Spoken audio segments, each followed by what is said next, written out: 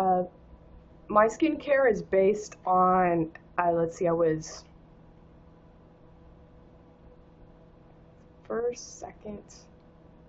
think it was first or second grade, or maybe third. I'm trying to think of what I wore. I smiled as if it was school picture day and I got my first zit. And I was 7 or 8 years old, I think.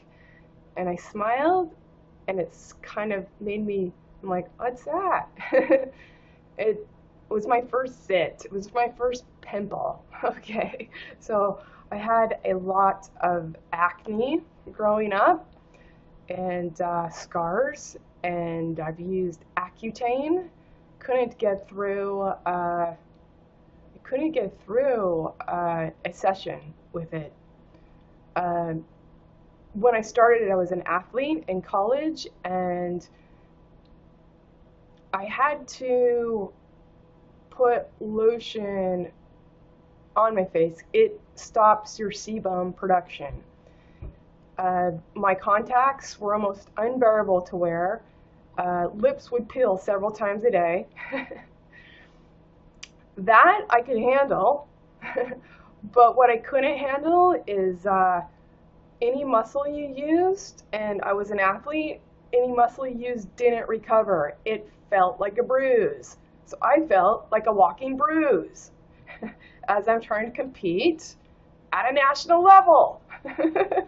so, so no, I can never get through Accutane, which is interesting because I took it in college, or tried to, 2 or 3 times. But the stints, I never actually was able to follow through on it because I feel like a bruise. The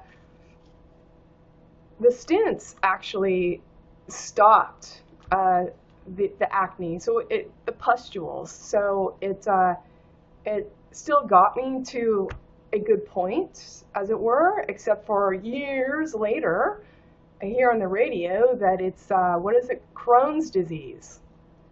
Isn't that when you can't hold your bowel? So anyway, I heard on the radio basically like, yeah, they didn't link it at the time that Accutane, one of its side effects. What they did link it with at the time is they showed me a picture of, if you're pregnant, this is what it's going to look like. A messy miscarriage, okay? That they knew.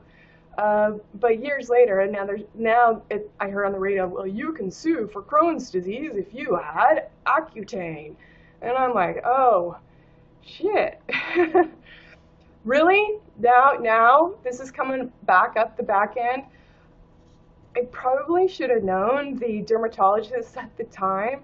So I'm in college, wanting to look pretty, like the other pretty girls at BYU, which ironically is very funny because the look in Utah, especially at that time, was to have the big hair, and I don't have to try.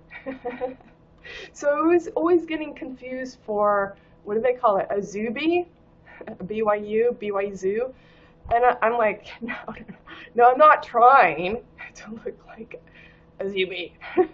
I just have the hair y'all want to covet currently. Okay.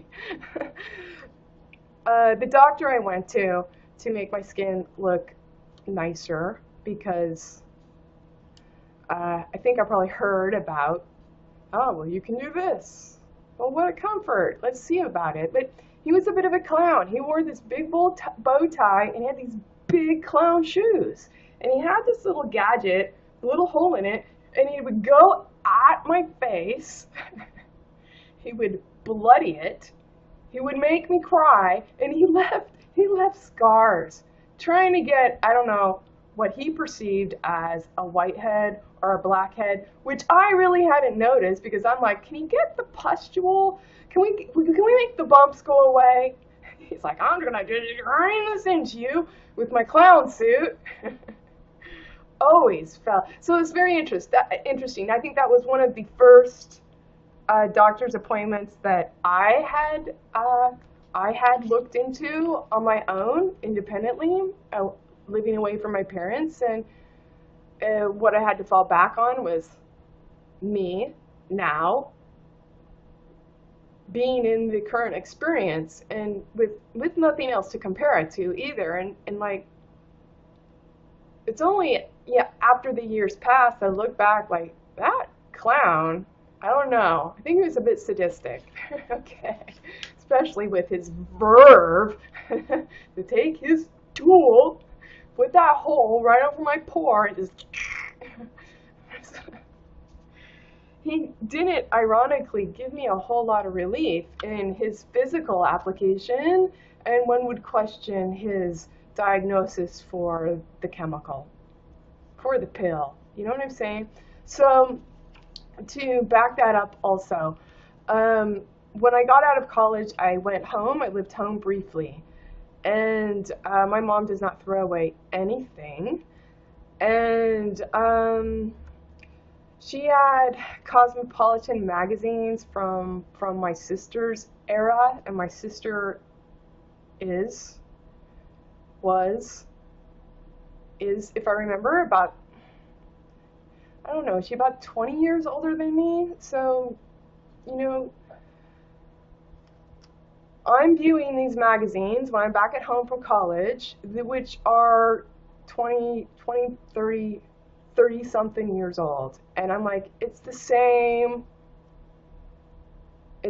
propaganda, just a different face. And it's saying the same things. And what else?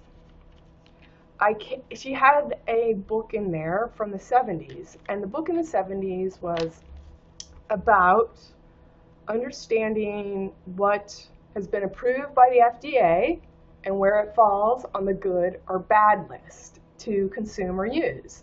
And I was reading this book from the 1970s in the 2000s, and I'm like,